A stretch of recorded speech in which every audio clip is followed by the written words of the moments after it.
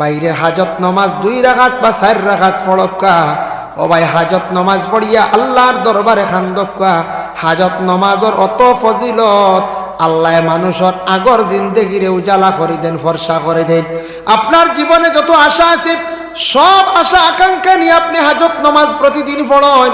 কোরআন শরীফ তিলাওয়াতের পরে হাজত নমাজ পড়ি আল্লাহর দরবারে দোয়া করেন আর খান্দন। বাবা দেখুন জানি মায়ের কুলে সন্তানে যদি খান্দে না, মায়ের কুলের দুগ্ধপান করায় না।